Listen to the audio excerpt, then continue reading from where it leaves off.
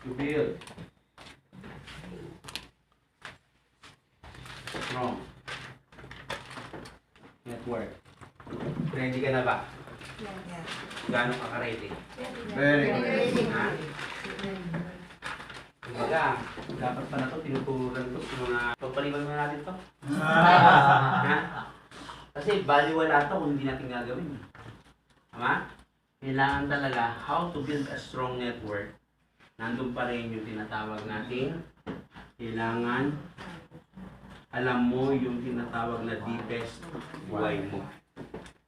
Ang tanong, meron ka ba niyan? Yes. Yes. Ha? Meron ka ba niyan?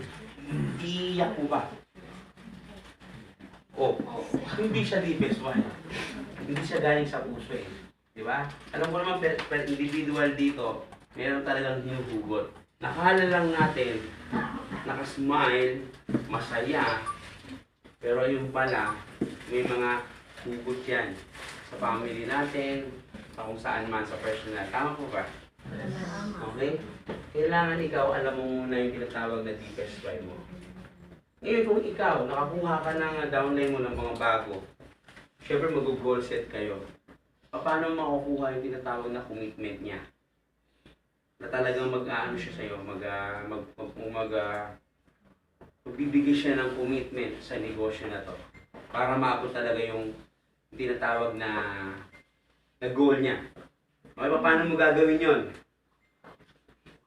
Siyempre, kailangan mo rin na alamin yung deepest why niya. Pero paano kung bago pa lang yung ano mo na yun, yung kaibigan, yung downline mo na yun, na hindi mo siya talaga lubos nakakilala pa? Paano mo makukuha yung commitment niya? Sige ma'am, paano?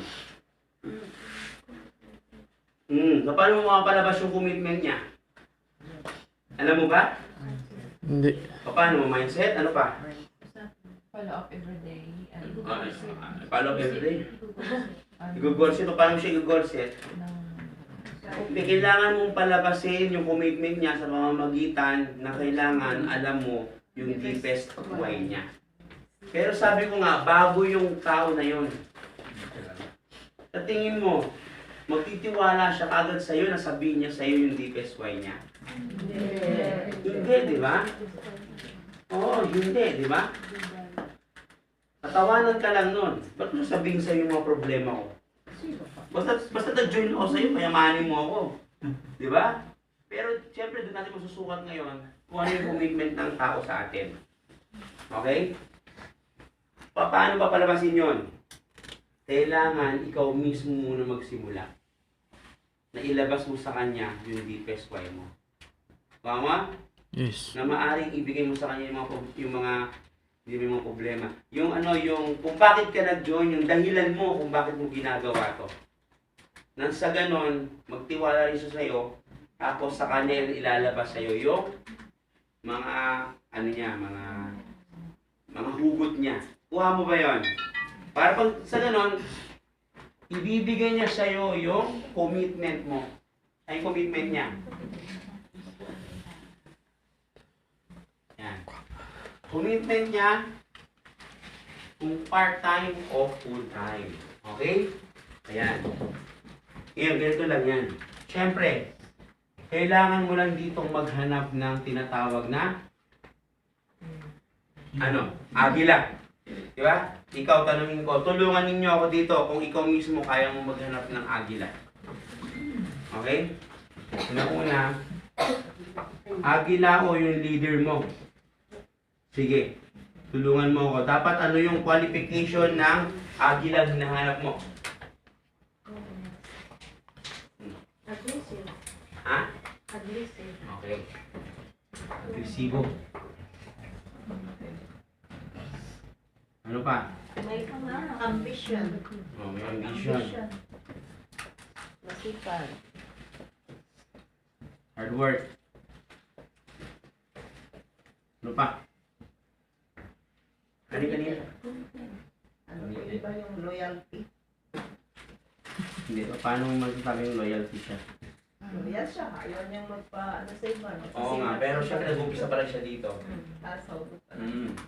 Hindi mo sabi kagad na yung loyalty makukuha mo kasi ang pinag-usapan nandito, yung yung attitude ng pagiging agila.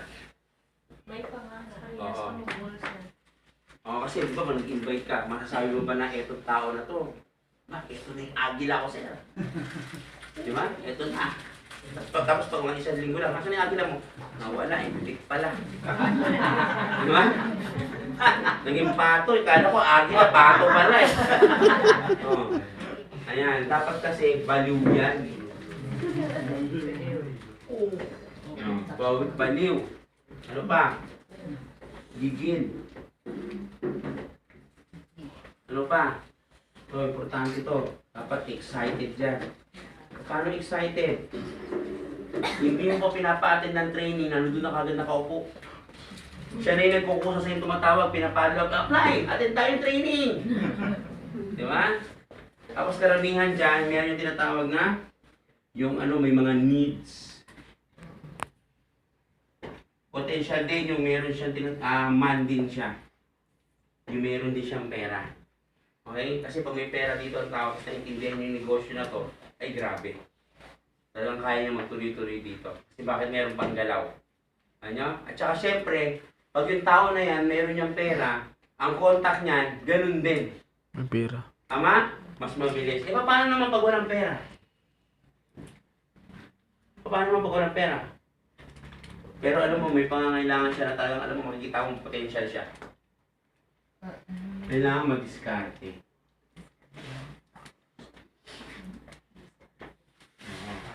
Na kahit na walang pamasahe, pero sumasabit para makarating na. Tama? Nagwa 1, 2, 3. Oh, diskarte. Then, ano pa? Sige. Kayo, tanongin niyo sarili ninyo kung paano mapakanan ng isang agila. Paano kung masasabi na in-invite ko kanina, agila yon, sir? Marami ka na-invite kanina. Okay. Paano masasabi ng mga agila sila potential?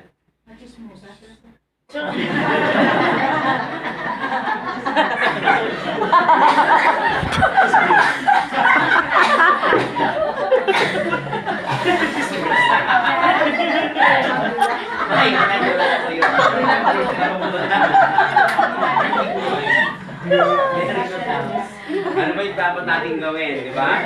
Ito yung mga kumbaga ito yung pagka-join pa Sa mga lang. negative yan. Yung pagka-join pa lang, talagang super excited na yung invite na invite. Di ba? Yung talagang hindi na, baliw na hindi na makatulog. Super excited na. Oo, kumbaga marami siyang prospect talaga na pupuntahan kayo, samahan mo na yun. Di ba? Eh, yung mga baliw na yan. Ngayon, siyempre, ano yung gagawin ng activity? Siyempre, may mga papa-joining yan. Yan, marami kang ipapa-join dyan. Tapos, dapat, alam mo, yung mga nag-join niya, alam mo, kung anong sila, type ng person. Okay? Unang-una, may mga join dyan, siguro pagtripan lang, okay naman, may nag-join dyan na siguro gusto lang nilang gumamit ng system o yung mga user lang.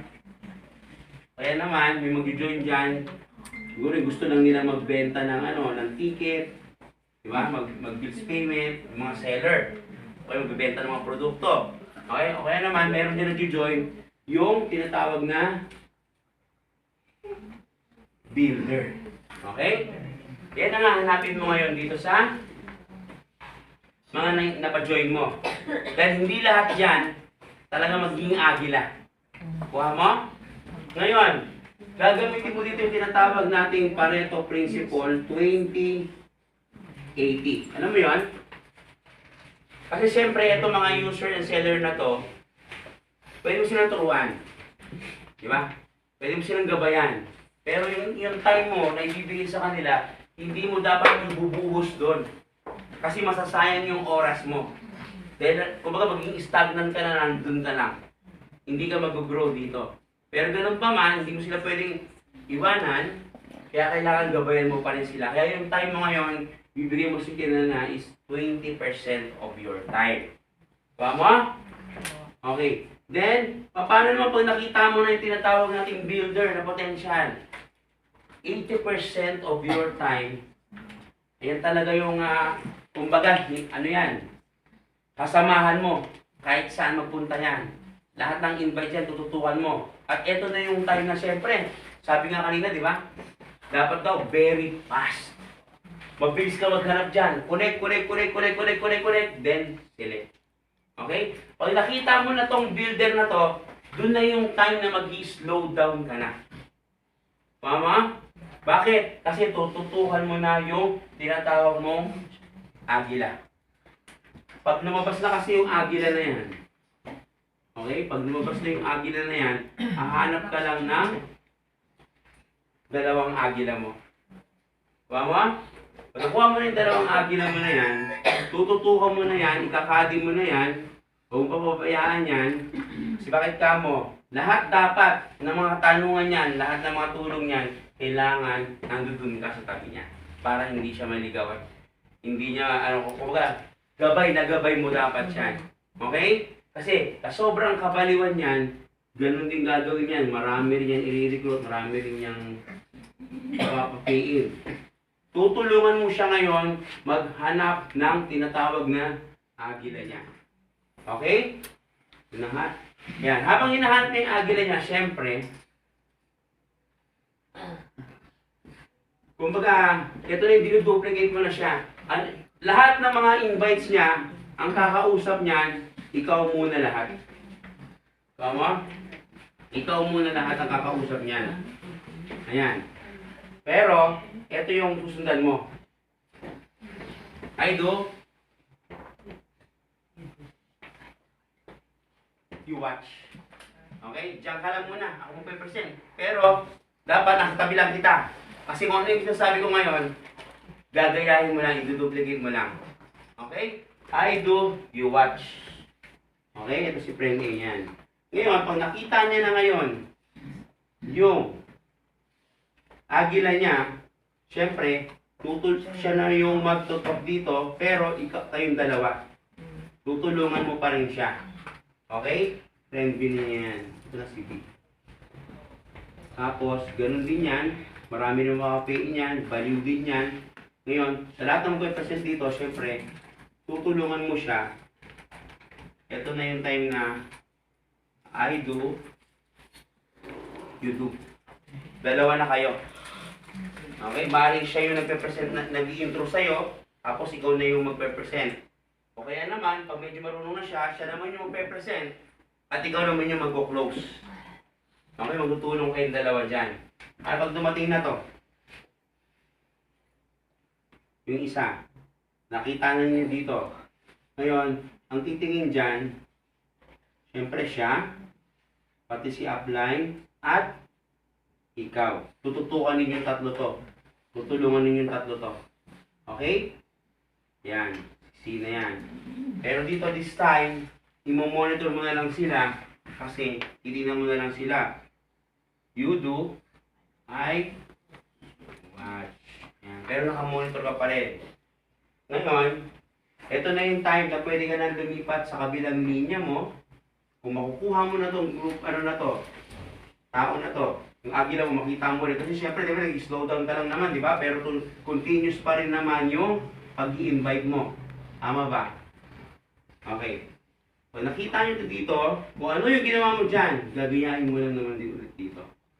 Tama? Tapos, ganun ulit yan. Ayan. Paulit-ulit lang naman to. Kaya dito sa umpisa, talagang sabi nga, napakahirap ng networking. Pero once na matutunan mo na yan, paulit-ulit lang yan. Hanggang sa piniperfect mo na siya. Actually, eto na yun. Napaka-basic lang, di ba? Pero hindi ko sinasabing isang tao lang ang kailangan mo. Nakikita mo to? Numbers game po yan. Napakadaming tao na maaaring ito ang mag-join sa'yo. Napapansin mo, napakadami kong downline. Napakadami ko nang na-recruit, napa-join. Pero nasaan silang lahat? Baka mamaya lahat seller. Di ba? Ang dapat mong gawin, huwag ka pa rin titigil na mahanap tong builder mo. Kuha mo? Yes. Kasi sa 1,000 na tao na downline mo, maaaring isa lang ang lumabas dyan. Pero once na lumabas na yung isang tao na yon, kailangan mo talaga siyang tutukan na. Huwag mo na siyang talagang bibitawan. Alagaan mo na talaga yan. Tsagain mo na yan talaga. lalabas na dun yung patient mo. Hindi pasyente patients. Ayan, master your emotion. Diba ka mo, medyo matitindi yung mga ano niyan. Okay? Iba't ibang ugali ang aanuhin mo dyan. Okay? Ganyan lang kasimple yan. Ngayon, siyempre, pag kukunin mo ito, ganito gagawin mo dyan. Para maabot mo yung goal mo sa pamamagitan ng ganito, pwede mong i-goal muna yung tinatawag na short-term goal, yung 10,000. Pag ikaw, bago ka pa lang, ang tanong ko, ilang buwan ka na dito kay Unified? May taon na ba? Meron na mga taon, di ba? Yes. Pero ang tanong, kumita ka na ba ng 10,000? Yes. Yes, di ba? Dapat i-upgrade mo yan. Pero kung ako sa'yo, mag-start ka ulit sa umpisa. I-aim mo ulit na kumita ka ng 10,000. Sige, ito gagawin mo. Ilang tao ba ang 10,000 sa loob ng isang buwan? Ha? 10 din lang ba? Turuan ko yung technique.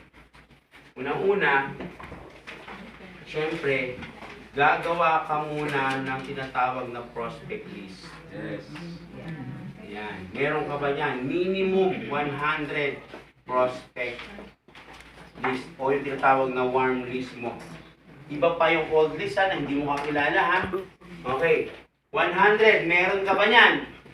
Meron. Diba? Okay. Tapos, isusulat mo yung isa-isa sila. Pwede mo i-categorize yan ng A, B, and C.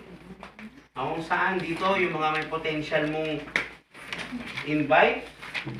Ano itong mga potential invite na to? Ito yung may pera, yung talagang negosyante. Pag kinausap mo, hindi siya sasayang, di ba? Pinaghahandaan talaga yan. Hindi mo pwede pag-practicean, lalo pag umpisa ka pa lang. Dapat kasama mo si upline dyan. Okay? Ngayon, ito naman sabi na to, ito yung medyo potential. Ayan. Para medyo mga OFW, mga seaman na may tinatagong pera na naghahanap ng opportunity na magkaroon ng negosyo. Di ba? Pero pinag-uusapan nila mag-asawa na, pa, ito ba talaga yung gagawin natin ng negosyo? Mga ganon. Di ba? Okay, binilista mo rin yan dyan. At ito naman sa C, ito yung mga tao na, yung mga walang kwentang tao. Pwede mo na isulat dyan. Yung mga tambay, yung mga pinsan mo, yung mga, ano baka mamaya, sila, mga tambay lang, pero mga kilala silang potential na tao. Okay? Then, ayan, pwede mong gawin to. Depende sa'yo. Nandiyan yung name, address, at telephone number nila. Tapos, i-invite mo sila. Gagamitan mo sila ng tinatawag na form. Lahat po ba tayo alam na yung form? Ha? Paano mag-invite? Siyempre, kwentuhan muna. Hindi yung pag in-invite mo, iimbitahan mo agad sa negosyo. Uy, Mare, sumali ka sa akin, ikaw yung left ko. Kasi pare naman, siya naman yung right ko. Di ba? Hindi mo pwedeng ganon. Tapos kamustahan muna. Mare, kamusta na? Kamusta yung family mo? Ilan na yung anak mo? Di ba? Kamusta na si nanay? Kung saan ka nga pa nagtatrabaho ngayon? Occupation naman yon. Tama? Kung tapos mo ng trabaho mo, every weekends, nasaan ba kayo? Parang ganun ang kwentuhan lang. Tapos after nun, sabihin mo na yung i-message mo na siya. No? Sige, Maria, minsan, magkita tayo ulit, kwentuhan tayo ulit. Kumukuha ka lang ngayon ng timing kung kailan mo ipapasok yung business mo. Okay? Then, pag na-invite mo na siya, ay pag nakakausap mo na siya palagi, pwede mo na siyang i-invite. Gagamitan mo lang siya nung tinatawag na kiss. Okay? Sa kiss na to, napaka-importante lang na makuha mo yung time, yung date ng presentation mo na ma-invite mo siya dito. Or mapresentahan mo. Pag nakuha mo yon, huwag ka na muna mag-explain. Hintayin mo yung araw na yon na kung saan siya nag-set ng date and time. Hindi yung excited ka na pagkakakamit nyo pa lang, nag-present ka na kaagad. Di ba? Tapos ikaw mismo, hindi mo pa na mag-present. Bibiglahin mo na i-presentahan. Tapos kung may tinanong sa'yo, hindi mo alam sagutin. Parehas na kayo ngayon. Hindi nyo alam kung ano nangyari. Tama? Okay. Nagkikis mo na yan. Then, gagawa ka ng tinatawag nating calendar of activities. Ayan, paano yan? Monday, Tuesday, Wednesday, Thursday, Friday, Saturday, and Sunday. Meron ba kayo niyan?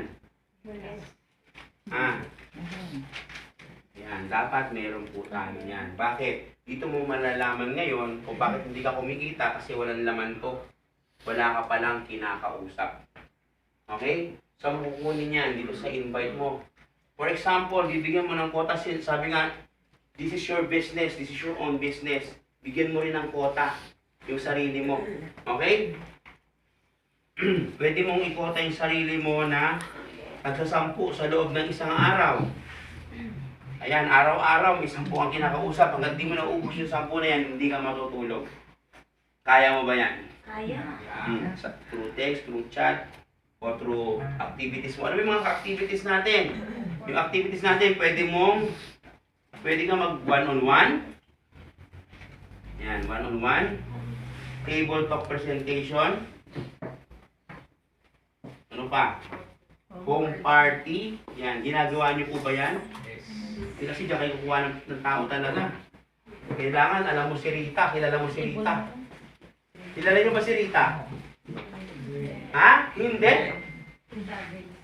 Rita, recruit is the answer. Okay?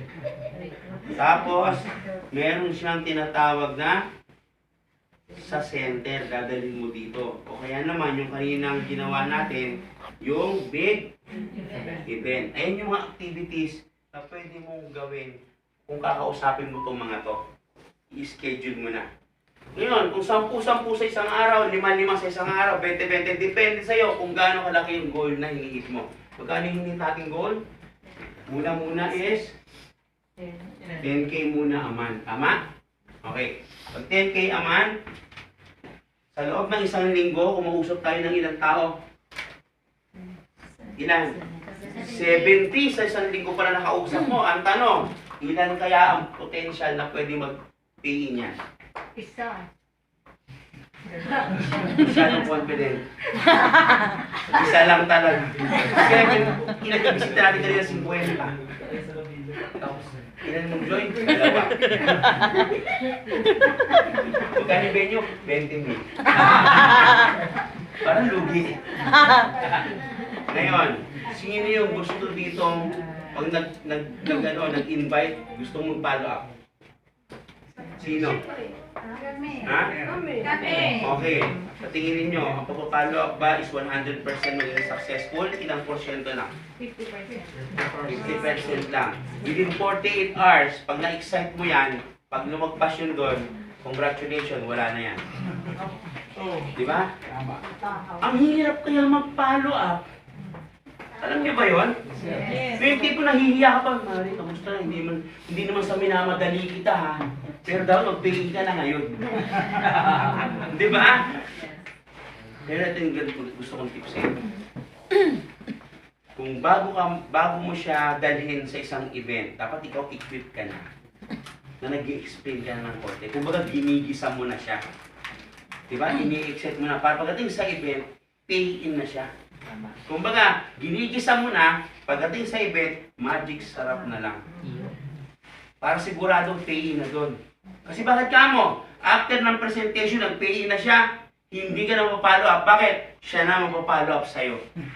Anong gusto mo? Ikaw na papalo up o siya mapapalo up? Oh, hindi dapat on the spot pay in. Iaano mo na yan. Kumbaga, pag may pinuntahan kang mga co-op o kung sino man pupuntahan mo ng mga presentation, one-on-one, table talk, home party, dapat naka-mindset ka na dapat hindi kami uuwi ngayon hanggang hindi na makaka-pay in to. Dapat nakaganon ka. Dapat on the spot, magpipay in siya.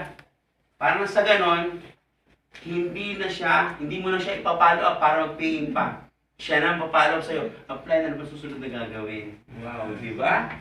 Atin ba ako ng seminar? O ano man. Tama ba? Tama. Mas maganda yung ikaw yung pinapalo up. Okay, nakakuha na kayo ng tip? Kaya dapat, papracticein na ninyo to. Kung ako sa inyo, i-master nyo po ito. Sabayan ninyo ng attitude. Attitude and train yourself. Equip yourself. Paulit-ulit lang naman yan eh. Pag ikaw meron ka na yan, pwede ka na pang batuhan. Tapos practicein mo na yung on the spot pay-in, titigain mo na yan na kailangan kung alam mo na aamoy mo. Kasi ikaw, maaamoy mo yun, may pera yan eh. Parang kaya mag-withdraw nito ah. Diba? Mali, may motor ka naman pala, isang na natin yan. Diba? O, kung kaya naman eh. Sigurado ako magkakapera ka sa next week? Oo, sigurado yun. Hindi mamutang ka naman yun, bayaran mo next week. Pay-in na natin. Tama? Kasi bakit na mo? Ang hirap magpaano ganun din pala, mag-join din pala siya. At saka hindi naman tayo nangi-scam eh. Ang inahabol natin dito, yung tinatawag na time. Tama? At saka dapat magaling ka magbudol-budol. Ginagawa mo ba yun, sir? Ha? Sino ba marunong din magbudol-budol? Paano, sir? Paano? Ano paano, sir? In-invite ko na, sabi ko na magpunta ka sa Jollibee. Paano kasi Jollibee? Sabi ko, alam ba sa Jollibee, yung kainan doon? Okay. Nagpunta siya. Nagpunta niya, nagulat siya. Sabi na, alam ko, kainan doon, ang daming tao yung nagsasalita dyan, may power yan. Hindi ka lang dyan. Sabi ko, Okay. pagkatapos yan, may kainan yan. Ayun yung budol. Oh. Hindi, kidnap yun. Kidnapper ka, hindi ka budol na. Kidnapper ka ha. Hindi yan nagkaibay sa lilok nilagay ko sa sako, tapos pinali mo doon, dinala mo doon sa Mahilig siya kainan. Hindi, ito. Ito ha. Yung budol kasi, iba't-iba pa yung budol fight. Alam niyo naman yun, di ba? Yung kainan. Hindi ganito. May ano naman naniniwala kayo na merong power yung ano natin, yung words. Yung lang sabihin natin nagkakatotoo, pwede magkatotoo, may power yan. Minsan pag galit ka sa tao, puta tanto masagasaan ka sana. Tapos paglabas niya, sagasaan niya, di ba? Di ba? May power of ano yan eh. Oo. Ngayon, nababalitaan niyo ba yung mga taong pinapasok ng mga budol-budol? O kung ikaw nag-iisa ka, may kinausap kang tao, mamaya mag-withdraw ka na. Bibigay mo lahat ng mga ano mo. Nakaranas. O, nakaranas ka nun. Anong sinabi sa'yo? Wala, parang Hindi hypnotize yun. Hypnotize nga. Inuutusan kita. Sige, mag-withdraw ka. Wala yung mga alas. Oo. Ganon, karanas. Oo. Ngayon sa atin dito, meron din nun. Oo. Papracticein mo ngayon yan. Parang, papracticein mo ngayon yung pagbubudol na yan. Ito sabihin mo, alam mo ma'am, pag ikaw, magkakaroon ka. Yung may inutusan mo na siya, magkakaroon ka ng e-cash account. Meron kang bills payment. Kaya dapat ko ma'am, pag bumili ka nito mamaya, inutusan mo siyang bumili, di ba? Binubudol mo na siya noon. Di ba? Mamaya mag-pay-in ka na. Ba't di ka naman mag-withdraw? Di ba? Ganun kasi mga ginagawa natin na minsan, inuutusan na natin sila. Huwag naman yung, kasi karamihan sa atin, kailangan mo pay-in, ma'am. Ikaw bahala, kung kailan gusto mo. O yun, inutusan mo na siya, bahala na siya kung kailan niya gusto. Tama ba? Tayo rin yung mismo nag-uutos na bahala na siya kung kailan niya gusto. Pero pwede mo sabihin, dapat ma'am, ngayon ka na mag-join. Kasi once na magkaroon ka ng itong e-cash account na to, eto ha, magkakaroon ka ng ganitong e-cash account, mamaya i-register kita, magkakaroon ka ng ganito, paulit-ulit mo na sabihin sa kanya yun. Eh syempre, tumatatak sa isip niya na, di ba? Parang nauutusan mo na siya. Tama ba? Yes. Nakuha po ba? Yes. Iba yung sa'yo, sir. Ano yun? Kidnapper ka siya. Okay. Ayan. Nasaan ba tayo? Si Sir kasi. Ito na. 70 yung nakausap mo sa tingin mo. Okay, tingnan mo yung skills mo, ha? At sa learning mo na meron ka. 70 yung nakausap mo, 10 araw-araw sa tingin mo, ilan ang papayin mo? 5 sa 70, ma'am? Ilan?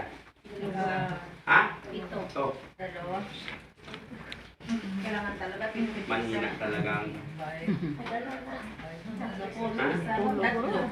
Okay, malapit sa katotohanan. Ito. O palagay natin malapit sa katotohanan. Sa loob ng isang linggo, nakapagpapayin ka ng dalawa. Okay? Nakapagpapayin ka ng dalawa. Tapos,